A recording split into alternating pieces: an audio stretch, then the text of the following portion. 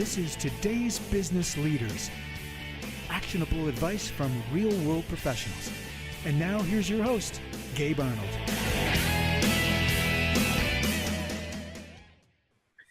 All right, welcome everybody. I'm excited. I have two very cool brothers here, Ilan and Guy from Satori Prime, and I'm super excited about this interview because I think that 99% of coaching is bullshit.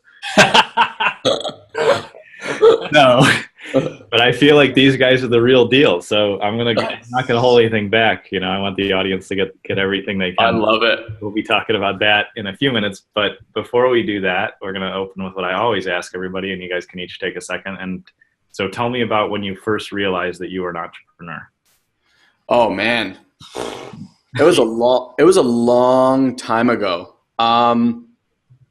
You know what? I'll tell you this. I always had this ability to communicate with people, like even from a very, very young age, that I could see was somehow very unique. So that kind of transpired into, as I got older, more of like the sales side, because I realized, okay, sales is actually interacting with people. Everyone was so afraid to interact with people. So I was like, okay, maybe that's something that I can focus on. So real funny story, like, I mean, I had my brother and I, we actually worked at this kosher deli for a long, long time when we were kids, you know, but once I got a car and could actually drive myself to places, while all my friends were getting like camp counselor jobs and, you know, the bullshit retail store things, I looked for telemarketing jobs. Nice. And I was the youngest person in the room, like dialing all day, winning every award. Like, you know, they had like daily bonuses and things like that. And I remember this one job. My God, the guy, now that I'm remembering, looked exactly like Jon Stewart, and it was just mind-blowing to me. But, you know, I would work for 4 hours and make like 4 times the amount of any of my friends. And just to fast forward a little bit, so I went to school for finance and legal studies because I was 100% certain I was going to be an attorney. Yeah. Then life just took a very sharp right-hand turn. We can get into that later. But my first job out of college, I got like a real, you know, what your parents call a real job. And I went to the office and I had to drive 30, 40 minutes to get there. I'm there for 3-4 months and they put me on some project and this guy calls me in, like the head guy calls me in and you're so excited. He's like beaming. He's like, Ilan, you did such an amazing job. We loved working with you on this project. I wanted to let you know we're already promoting you. And I'm sitting there and I'm looking at this guy in this huge ass office, you know, been doing this for God knows how many years. And I'm looking at him and I'm going, so if I bust my ass for the next whatever amount of years, like this is it, this, like what I'm staring at is it, right? Yeah. And I look at him, I'm like, I'm leaving. And he's looking at me like he thought he was being punked or something. Cause he's like, did you hear what I said? I just promoted you. I'm like, yeah, this is just not for me. And I walked out. And that was literally the last time I ever received a paycheck. And how old were you then again? This was my first job out of college. I was 21. But I'd been doing like, I mean, I sold speakers that I picked up at a warehouse in an unmarked white van for an entire summer while banging out the window, like banging on the side of the car, yelling at cars as they're driving or people walking on the sidewalk, be like, yo, do you want some speakers? You want some speakers? Just like full on hustle, right? And like we had like it was all scripted, but basically we would tell people that these were like $2,500 speakers that we were installing at so-and-so, and we had a few extras, like we're trying to get rid of them. We get to the warehouse, blah, blah, blah. And I would literally take people to an ATM machine. They'd be like, I'm like, how much can you give me? They'd be like, I don't know, $500. Meanwhile, the speakers were like, I don't know, $200. So I'd be like, no, man, that's not enough. They're like, that's all I got. I'm like, well, let's go to an ATM machine. I mean, we hustled, right? I did this for a summer. I made $23,000 in 2 months. Nice. I was 18 or 19 years old. And that's when it like all hit me. I'm like, wow, this shit works. Yeah. And I learned to hear no, you know, a million times. But like, yeah, by the time I was 21, I was like, this is fucking bullshit. Can we curse on here? Yeah. Yeah. I was like, this is fucking bullshit. Amazing. Nice. I love it. There's a theme there that I always hear from successful people, which I'll get back to later. But Guy, how about you? Did your brother just drag you along, or what happened? Kind of. At some points, I mean, I was thinking, I'm like, wait, I'm an entrepreneur. Who's older? Elon's older. Okay. Yeah, often get mistaken for the older one though. That's true. More because I'm an intrapreneur.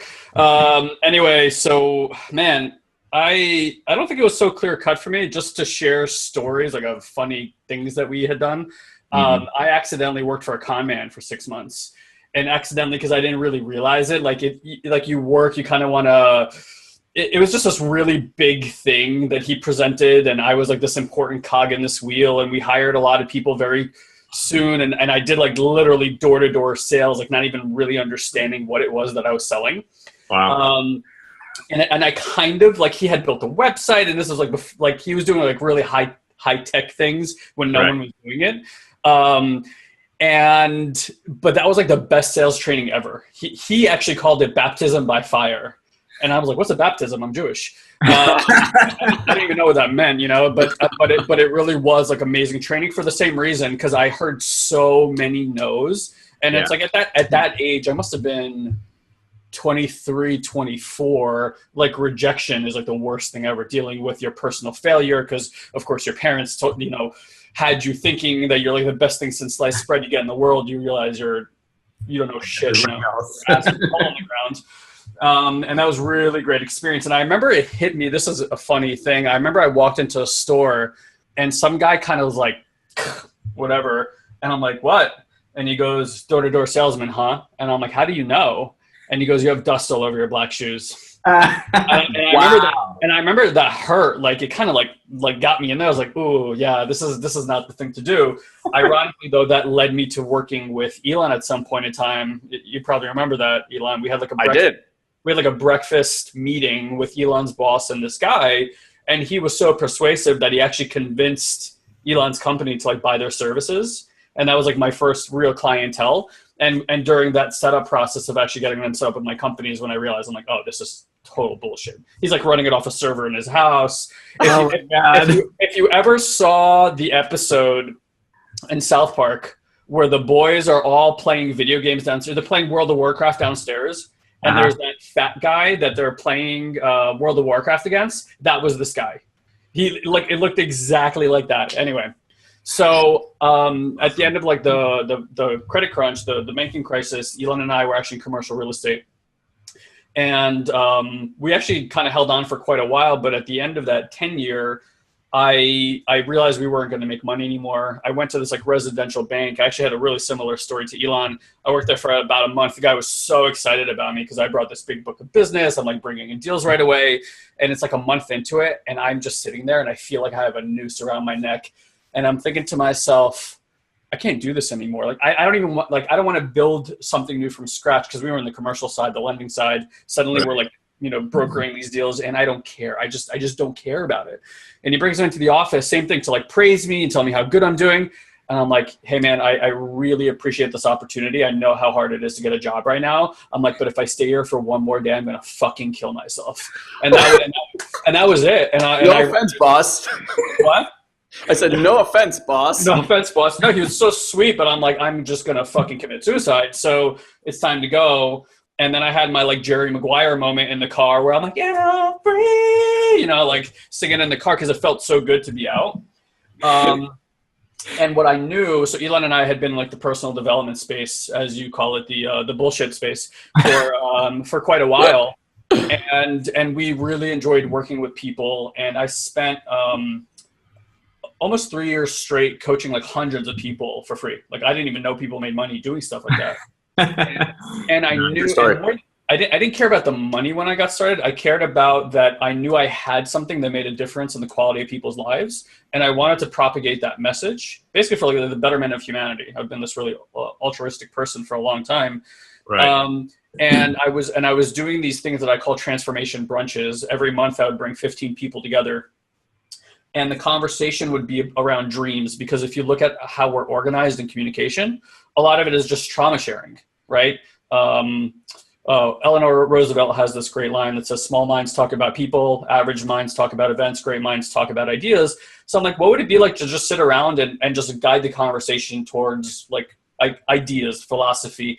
And I realized that, we had learned this lesson that people are organized around trauma. So it's like, if me and you had the same surgery, like our kidneys are removed, we're going to get really excited about that. We might even high five and chest bump about that and be like, oh my God, you got that too? But that's a funny thing about humans. Like we organize around trauma. Now the opposite side of that is we could organize around dreams. So I wanted to have these conversations of like, are you working on your dreams? If not, why haven't you started? And if you are, where are you stuck and how can we support you? And over about a 6-month period, I saw all these people really transform their lives. And at some point in all that, I don't know why it never dawned on me. I wanted to get online and share what I'd learned. And I was like, oh, I need a mentor. Like there's no school for this like internet marketing thing. Right. And I had been getting these emails, like it was this like affiliate company that I didn't even know what that meant at the time. Like landing pages, didn't know anything about these things. And I got on some list and this kid, and it was like, remember when it was like just push through the inbox? You just constantly bombard the inbox. Every day, probably 2 emails from this kid. And every day I would think to myself, I need to get off this list. I was so crazy at the time that I thought if you unsubscribed from an email list, it actually confirmed to the person that you had a real email address. So then they would email you more. That's how I thought it worked. And I get home that day, and it's this kid, Aaron Chen. And I remember thinking to myself, I'm looking for a mentor. And right as I look in my inbox, I see this email from this kid that I had been ignoring for months. And I open it, start reading it. Sure enough, it's like, I'm like, I think that's kind of what I'm looking for. I had $400 left in the bank. No joke. They sold this thing called like a business in a box. It was like a black box, business in a box, like get starter kit.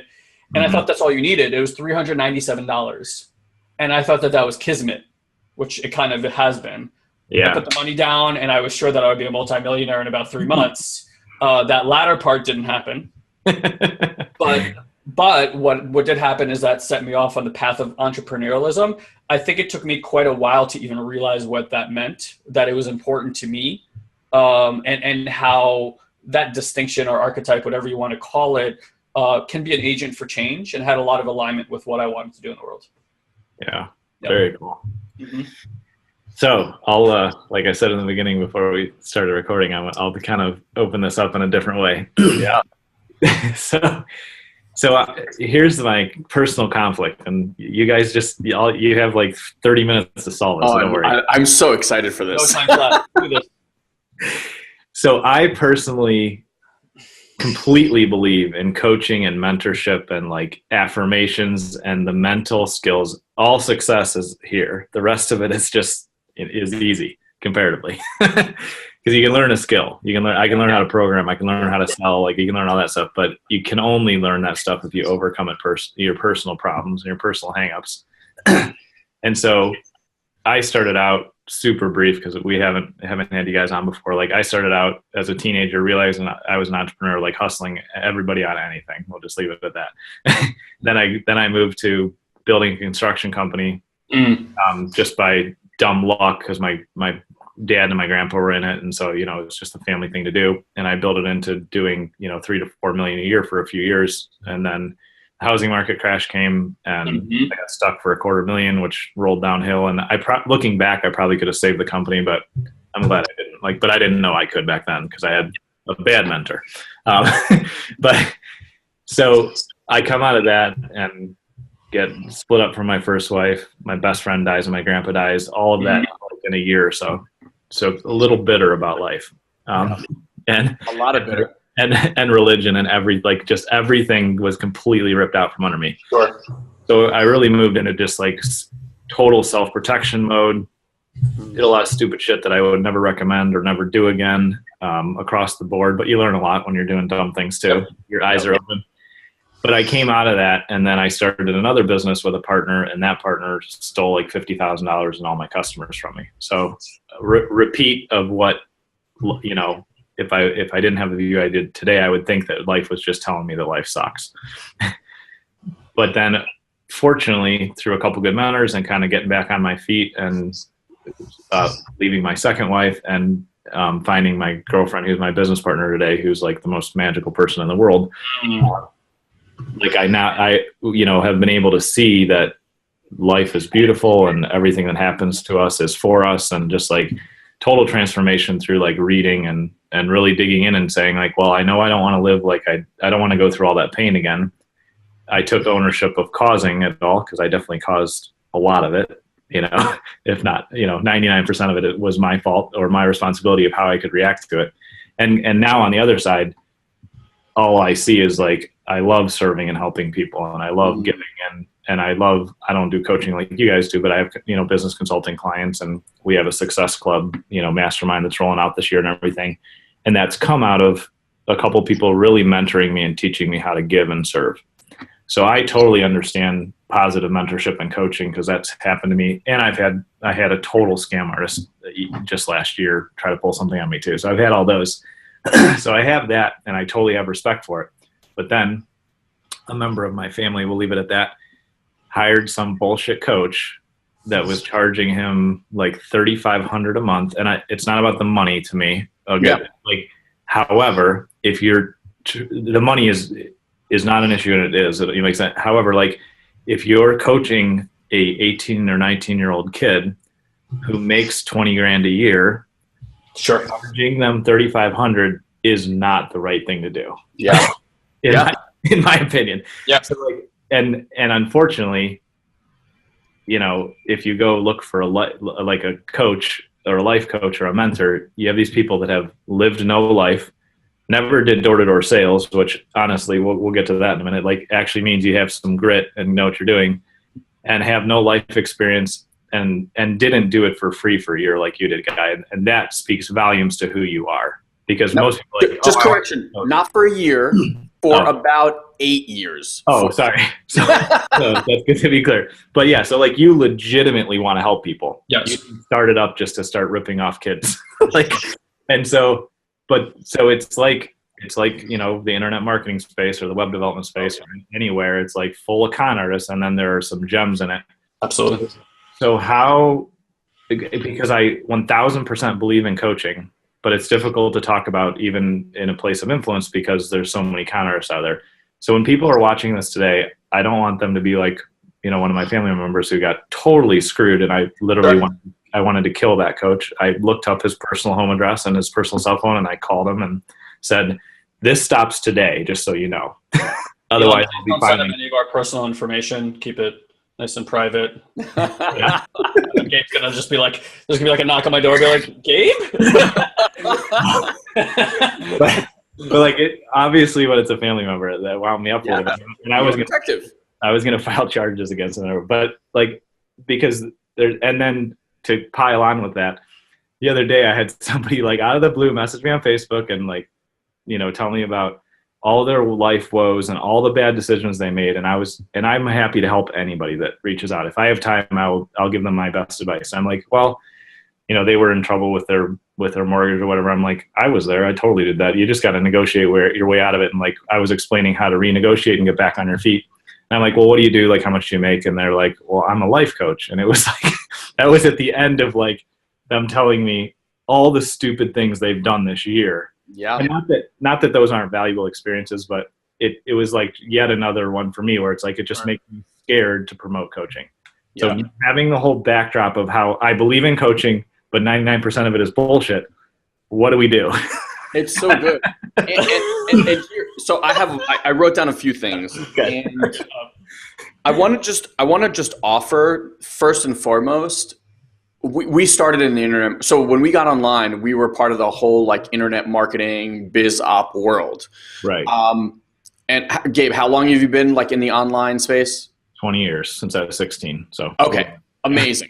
So like you can have a much larger breadth of understanding of what's occurred online. And I'm sure you can agree that even in the last like year or two, it is vastly different than what it was.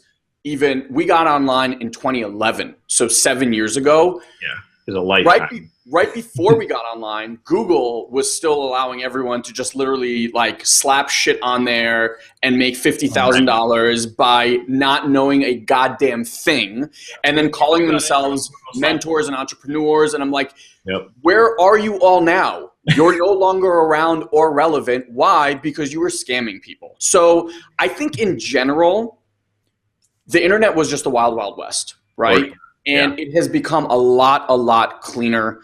I think the other part that's really interesting to note is like just check in with yourself personally if you're listening to this right now, how much more discernment you have, right? Like the bullshit radar is at an all-time high because we are being marketed to at an all-time high.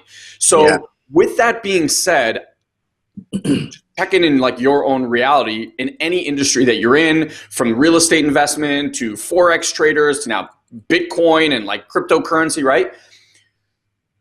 It's interesting to note who the leaders that stick around are. Yeah. Because there will always be people trying to milk the system for money. Yeah. Always. It's a human phenomenon. It ain't going away, people. I think what's happening, though, is storytellers are winning. People that have authenticity and integrity and can turn on their fucking phone and walk outside and share a authentic message that's not in some studio with some bright lights and a script and an actor and all that stuff, which if you think about it, that's how everyone used to sell before.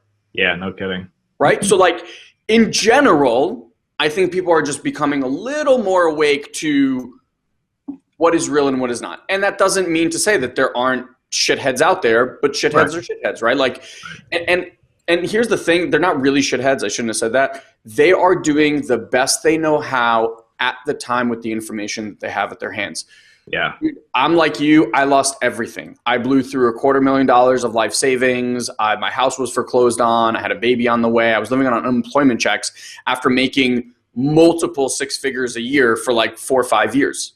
Yeah. Right? Like we all did stupid shit and we learned from it. So with all that being said, I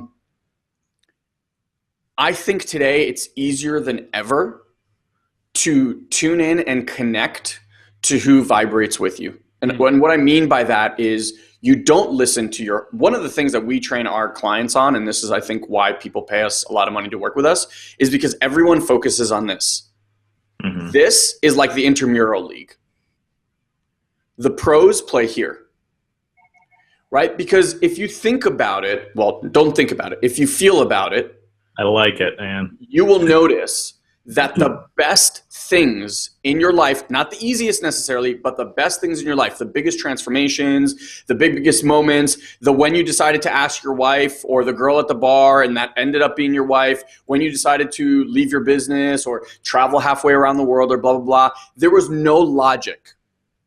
In fact, everyone told you were batshit crazy and you shouldn't be doing this. And we still did it. Why? Yeah.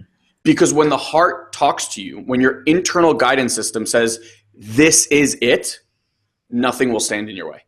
Nothing. Not people, not conversations, not patterns, not beliefs, nothing. You will make that shit happen. So for me, it's like, well, what if you actually learn to hone in and live from that guidance system all the time? Because you do it unconsciously. What if you actually created conscious awareness of it and that became your beacon? So with that being said, like for me, I'll tell you how we hire people. You can give me the greatest resume. I worked with so-and-so and this and that, and I've done this and I've done that. I don't listen to anything that people tell me. I just ask myself, I'm like, do I get to work with this person? Or does this person get to work with me? Right? And it's become so clear to me, and I can even share with you guys a really, really simple exercise before we leave today on how you can develop this in no more than 10 minutes a day.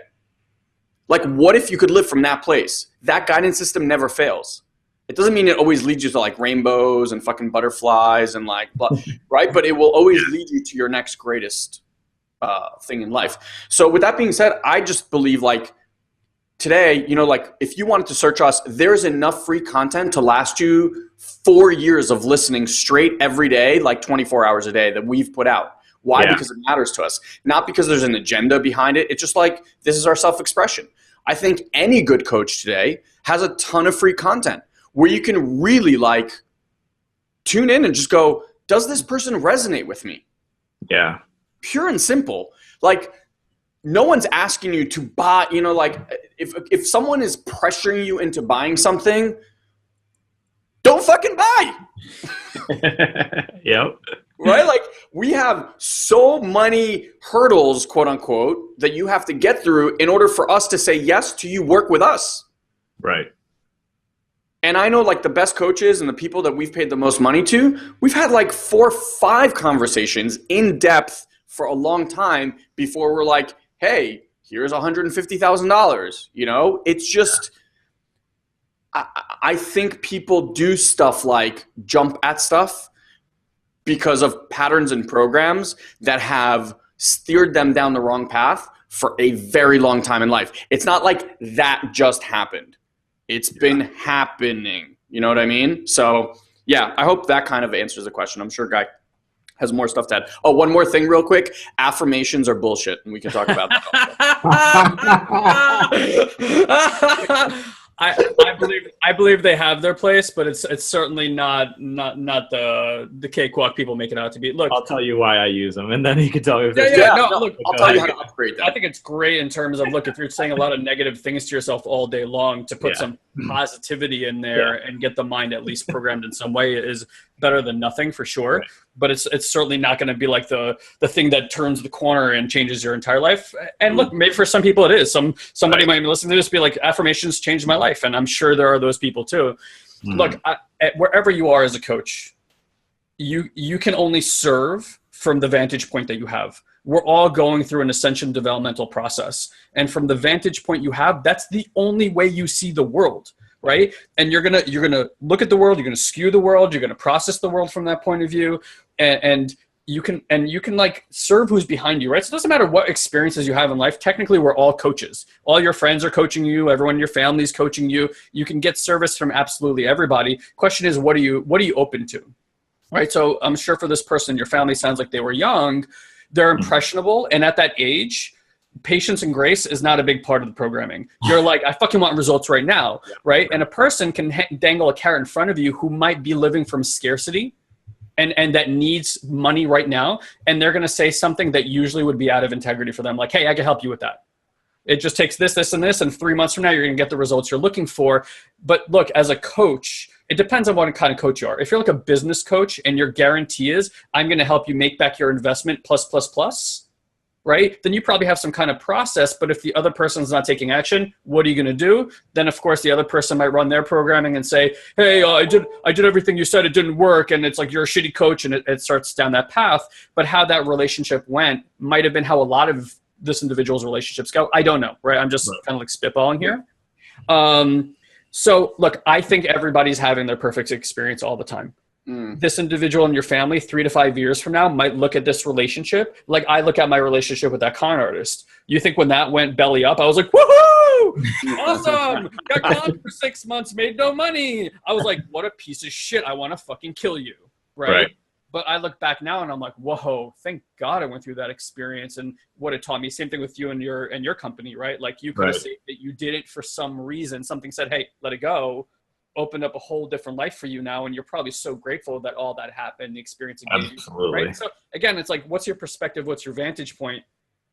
I don't want to call anybody full of shit. I think like anything else, there's a process of mastery, and there's people at different levels. And you could serve people who are just haven't achieved that level. Even if I started playing the guitar a month ago, I'm 1 month better than a person who hasn't played the guitar at all. And guess what? I can teach that person how to play a G chord or whatever. Like, do this, do that. I don't know how to play guitar, so I don't even know what the distinctions are. I don't know. Nailed it. I can play. You nailed it. Yeah, there you go. So, right? So you get that. And if somebody hires you, maybe like, well, I don't really vibe with this. I think right now, and I hope that more and more men, and certainly women too, I just want to point this at men, the conversation in the developmental space gets to make a shift, because it's been so much about empowerment since about the 80s, like that word got really big. But empowerment will have you believing that you can empower yourself so much that you'll defy your own programming, meaning that you'll overcome what it means to be human. Like, oh, that sadness you're experiencing, well, if you just empower yourself, you're not going to feel sad anymore, or you're not going to feel angry anymore. And that's kind of bullshit. And I think there's been a part where people have gotten that and they're like, man, I've been doing this shit for a long time. I'm still kind of angry. I'm still kind of sad. Guys, guess what? Baked into the system. It's baked in. It's not about overcoming. It's about learning how to accept all parts of ourselves and then start working through the emotional body to increase your emotional intelligence, which actually leads you to altered states of consciousness. The things that most people chase through psychedelics, I'm one of them for sure, you know, and have like gone through those different stages. I'm learning how to now reproduce that through states of consciousness. But I can tell you, it's not a mental construct understanding. No more than riding a bicycle and learning how to gain balance is a mental construct understanding. That happens here. Some frequency shifts in the body. You suddenly have a knowing. You don't know why you know what you know. You just know that you know it, just like when you asked your wife to marry you, or you said, yes, I'm going to finally do this thing, or no, I'm going to not do this thing. It's an internal guidance system. And I think that's what's heavily underdeveloped, specifically in the Western world. So Ilan and I are all about, hey, let's take care of the mind. You know, because if you don't understand how this thing is processing, the phenomenology that you're dealing with, the ontological processes, all these different things, guess what? You're going to be at the fucking effect of it all the time. And you're going to be like a mental patient trying to figure out what's going on. Once, though, you have a high level of awareness up here, it doesn't matter how much more information you stick inside of here or how much more you learn about neuroscience or psychology, it's not really going to help you get that impact that you want in your life. That's when you want to start sinking down to the body meditation practices, of course, but there's all sorts of other deeper stuff to take down and get in here so that you're actually reprogramming the unconscious parts of yourselves. And then you're suddenly like, whoa, I'm not responding to that thing I've been responding to for 30 years. How did that happen? You can't catch it fast enough up here. Yeah. Because by the time it's already happened, it's like now you're starting to process it after it's already happened. It's not root work, it's branch and bark work, right? So you want to get down into the root. I think what scares people about root work is that it digs up a lot of stuff. It leads to a lot of emotions you probably haven't wanted to feel in a really long time that you've buried deep down in there. And that's where you kind of need the mind to be like, it's okay. I get to experience this and feel this. So like emotion is energy in motion. And when energy is not moving through your body, it's going to cause problems for you, disease and other things too. So just one last thing I'll say here, I know we're both saying quite a bit, but I just want to kind of give this a good frame, is that like whatever you resist persists, right? We've all heard that line in the personal development space for a long time. It's scientifically proven, though, that what you have anxiety and stress about, you'll get more of in your life. You'll actually create that thing in order to relieve yourself of the stress and say, hey, look, I'm right, but at least the stress is relieved. So if you're in a relationship, and I can, you know, point off some case studies here, I won't do that. But like my point is like, if you're like in a relationship and you start having stress that she's going to leave you, guess what? You're unconsciously going to create circumstances for her to choose to leave you, because her leaving you is less impact on you than the anxiety of living with the idea that she's going to leave you. Do you get that? Yep. So even for you, it's interesting. Like I think like you have stress about coaches. Coaches are just going to keep fucking showing up to annoy the shit out of you, right? That's just, and that's what's going to be, because the vantage point you're at is, hey, this is like this. So of course that's going to be the way the world looks. And look, whether you want to shift that or not, I don't know. Right. And I don't know whether that would be even effective for you, or if that's really important at this point in your life. And it might be at some point. So look, the truth is, it's all true, and the truth is, none of it is fucking true. You know, it's a big fucking paradox. So don't take my words as preacher Bible, and that's been my experience.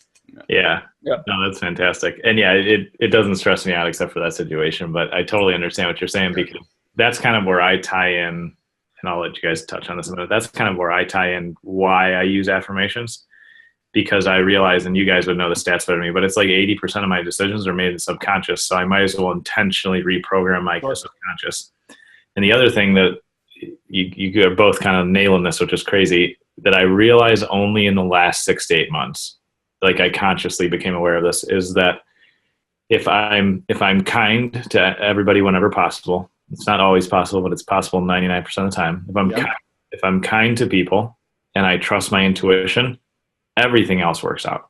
So just like you said, the rest of it, like, and I read a ton and I love learning. So it's not like that's a challenge for me. I could sit and read for 3 days and I would be like the best vacation in the world. But none of that, well, it has an impact, but none of that has a direct one-to-one impact. It's down the road that I'm like, oh, and I may or may not recall the source.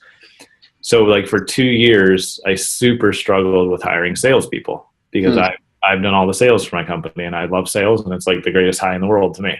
So but I blew like $100,000 hiring the wrong people and just not doing it right. And then I finally let go, and I was like, you know what? Fuck it. I clearly have no idea what I'm doing. And then 2 people fell in my lap. Another person fell in my lap, and I was like, oh, you're the right person. And I hired him. And just like you, like, I don't care about your resume or whatever. If I talk to him like, you sound like somebody I like, then that's how I hire now. And it takes a lot of like self-confidence and trust in yourself to do that. Yeah. And I had a really interesting interview with a guy named PJ Glassy from xgym.com. He runs something out in, I think it's Seattle. And he told me something I've never heard before. And I haven't researched this, but he's like the research god. So I'm sure the sources, we just have to find it. But he said that the same type of neurons in our brain are in our heart. The same kind of cell tissue. And then he said on top of that, it's not neurons, but you have your gut biome. And he's like, when you can get all 3 of those talking, he's like, you will be in the most relaxed, happy state, and you'll be healthy. He's like, when you start cutting off communication from your heart and your mind because you're not breathing well, because you're getting stressed out, because all this other stuff piles up, he's like, it's like in, he used the marriage, he's like, it's like in the marriage when you stop listening to your wife. She's your heart, and she's telling you stuff that's important, and you're just trying to be the commander and be the brain. Yeah. And he's like, but when you get back to a state of relaxation and your energy's right, then everything just flows, and everything is effortless. And just some of the stuff you guys had to talk about, like kind of trusting your heart, that's really rang true for me this year. And so I have a lot of objectives, and I work hard, and our company's growing like crazy, and that's all great. But I'm learning to like sit back and just like take a deep breath and see what it feels like, and then act. Which it's only taken me 35 years to figure that out. So, hey, most people live multiple lifetimes and don't figure that out. A couple of things that I want to offer you. One, and this is for everyone. Language is so important. Yeah. What comes out of your mouth is so important. It literally creates your world. The thing to realize, language is like level 5, right? You have your subconscious mind. Subconscious mind first communicates with the body. That feeling that sensation in the body becomes a feeling. That feeling becomes an emotion. That emotion becomes a thought. That thought becomes words. So by the time you're saying something, it is like so hardwired into your system that it becomes really important. This is where like coaching, good coaches are geniuses at seeing the words that come out of your mouth and understanding that word and that sequence of words has this sort of pattern. And great coaches, masterful coaches, will never give you the answer, ever. Right. They will ask you awesome questions and show you how you can find your own answers. If someone, like Guy said, if someone's like, I'm going to show you how to do X, Y, and Z, run the fucking other way. I don't care what industry. Because you know what it is? It's tuning into who you truly are. That's the gift. And that's what you're finding, Gabe. So one word that I just want to offer all of you guys, and there's many, many that we can go through, but a lot of the times, guys just did it. A lot of the times we use the word but all the time. Mm-hmm. All the time. But if you notice it, but kills everything that came before that. So you create these amazing things, right? I love my wife. We go out all the time, but everything you just said before that but, invalid. Yep. Okay? So a beautiful practice, and they do this in improv classes, you're not allowed to say the word but, because but kills the conversation. So just getting into this habit of saying and, right? Another word that I want to share with you, we always say, I have to this, I have to that, I have to this. Try just for a week, catching yourself and altering that to I get to. Yeah. I'll give you a couple of like ones that people just, it kind of like messes with your brain, right? I have to pay my bills. I get to pay my bills. I love that one. I got to feel that. And like feel that for a second. You know, I know it sounds a little bit crazy sometimes when you do it, but like there's a different energy. Sure. I get to go to the gym. I get to connect with my wife, right? Like all that stuff. I get to drive my kids to school. I get to read them bedtime stories. I get, right? Like all this stuff. And the second you do it, you are in every second of every waking minute and sleeping minute of your life, you're manifesting. Mm-hmm. Every waking second and every sleeping second, you are manifesting. You're like an energy field that is constantly attracting stuff to you. So when stuff happens and you judge that thing as bad or upsetting or frustrating, guess what you're doing in that exact second? You are manifesting the future that you now get to walk into. Now, I don't know about you guys listening, but I have yet to meet a human being that can feel shitty and produce amazing things in their lives. I'm like waiting for that person to ask me to interview them on our podcast because I would love to figure out how to do that. I just don't think it's possible, right? We manifest awesome when we feel awesome. Mm-hmm. So what if the whole game is just, how do I feel at peace? How do I feel joy? People are always like, I want to produce, I want to generate $1 million. Great. What does generating $1 million feel like to you? And what I've kind of boiled that, and then again, just try this on your own life. Like what I've kind of tuned into is that really what we're all searching for is peace and joy. Yeah. Right? Like, why do you want $1 million? Because you want to be doing whatever the hell you want, with whomever you want, when you want. What does that give you access to? Joy and peace. I never have to look at a bill ever again. Like money is always there. I get to do what I want. Joy, right? Like it's just, why do you want the body of your dreams or to be healthy? So you don't have to fucking worry about your health. Yeah. So you can be at peace with your body and love yourself. Why do you want the relationship of your dreams or to find your soulmate, right? You want to experience that joy and peace with these people. So it always wraps down to this. And I just wanted to share that. And then real quick, I know we've been sharing a lot, but no, you're good. Okay. So I wanted to really, I really wanted to talk about that intuition that you were talking about, right? And I said, I promised that I'd actually give you guys an exercise that you can do for no more than 10 minutes a day to really hone this in. And it's super, super simple. Okay.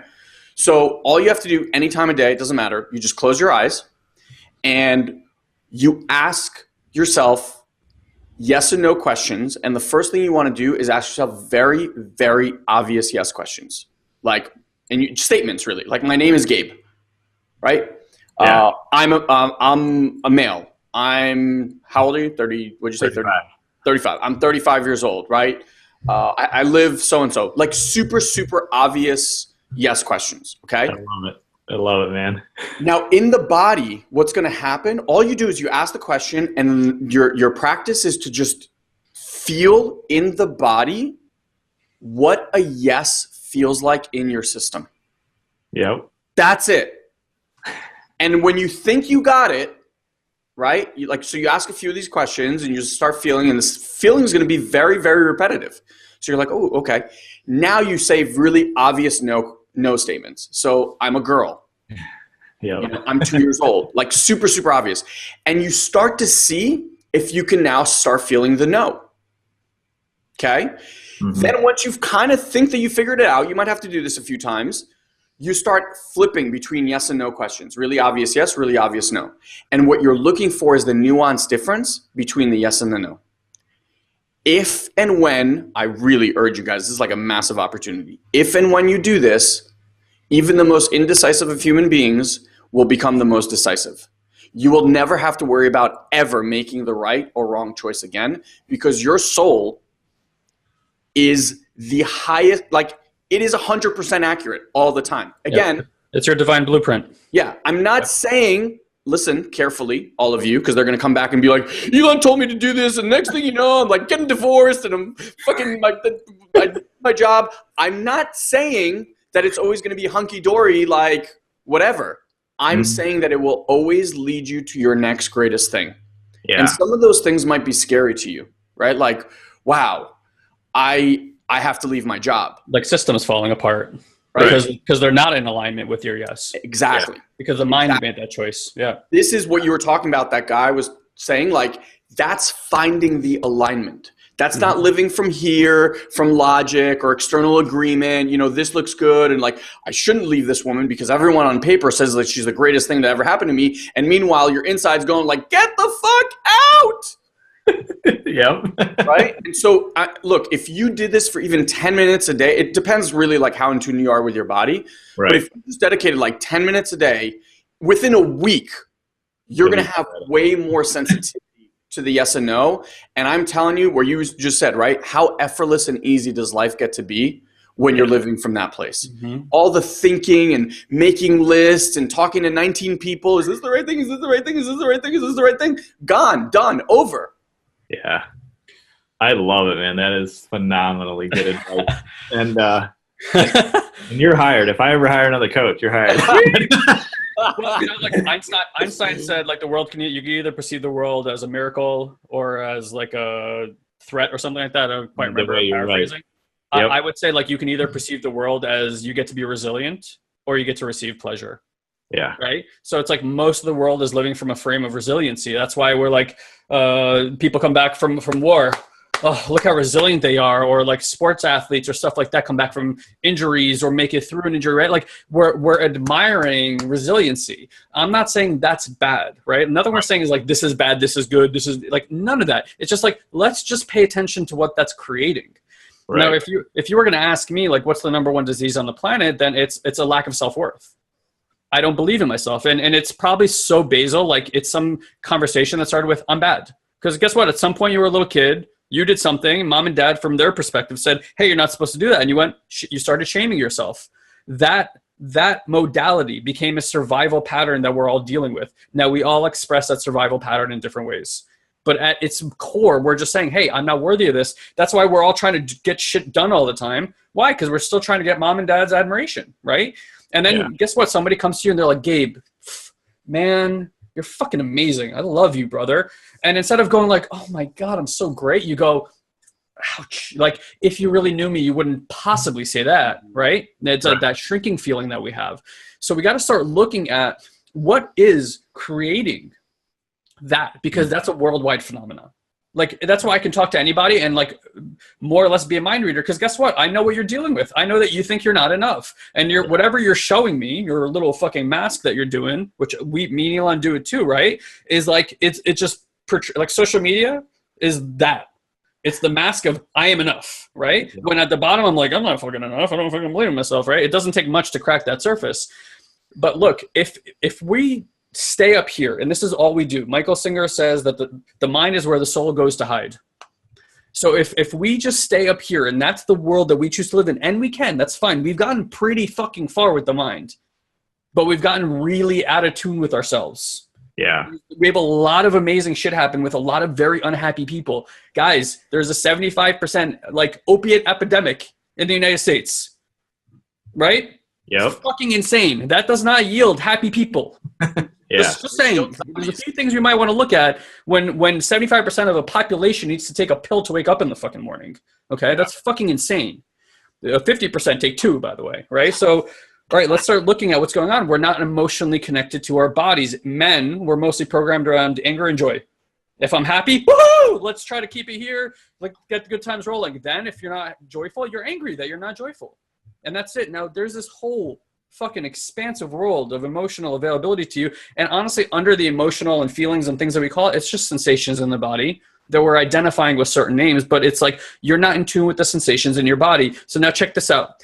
If you're not feeling like something happens, you get disappointed, you go, I don't want to experience that, back to work because I want to change the circumstances so I can feel safe again. That's what money is all about, right? Change the external so that I can feel safe. But the internal programming around safety isn't changing. Most people conversation about being safe is like a 5-year-old getting scared, going into their bed and pulling the covers over their head. That hasn't changed. So how do we shift that? Well, we go into the emotional body, because if you're not feeling, you know what you're programming down into your body is, I'm not even worthy of the sensations, feelings, and emotions in my body. I'm not worthy of that.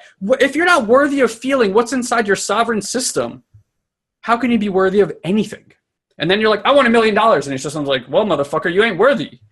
Or like, you know, and we talk about being in alignment. Being in alignment is like why affirmations are bullshit. Yeah, well, because you're lying to yourself. In fact, you're actually producing the opposite result of what you want. Because if you're saying something that's not in alignment with your system, it's actually creating stress and overwhelm in the system. When stress and overwhelm are created in the system, it just turns on your automatic everyday programming, which means you're actually doing more of what you don't want.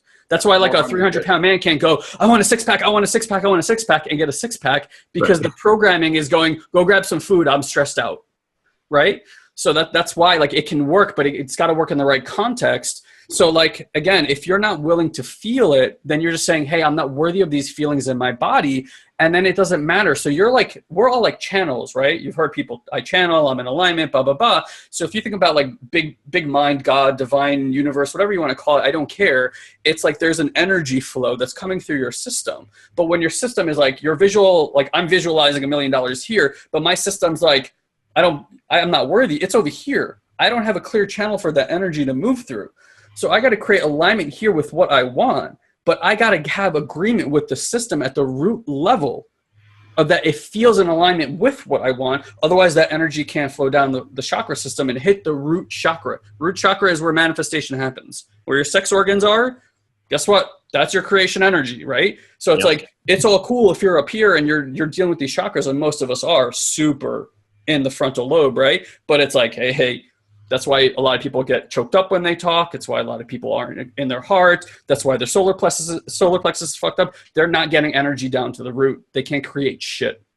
So this is the difference. And that's why, like, even from a logical place, if you guys get this, if you're not feeling, you're not going to program worthiness into your system. If you're not programming worthiness into your system, guess what? You can't receive effortlessly. And then you got to be Gary Vaynerchuk, which is hustle, grind, make it happen, resiliency, and all that shit.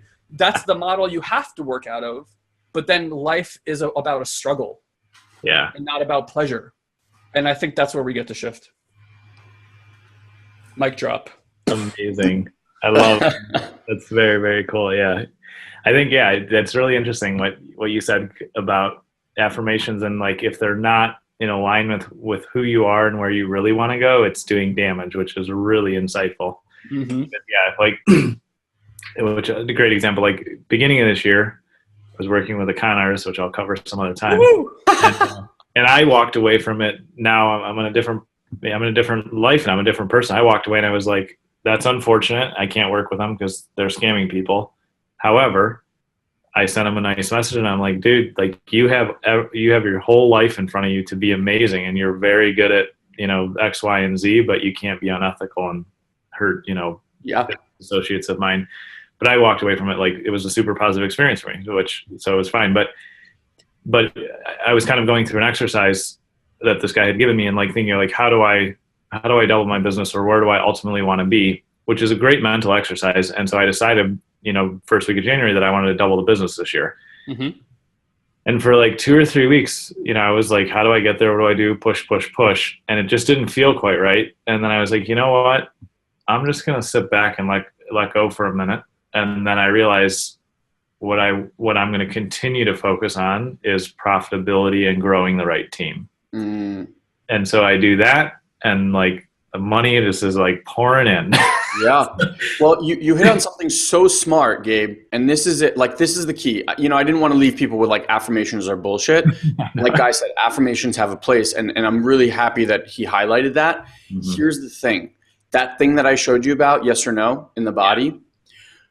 This question is this true for me? Not me logically. Is this true in my system?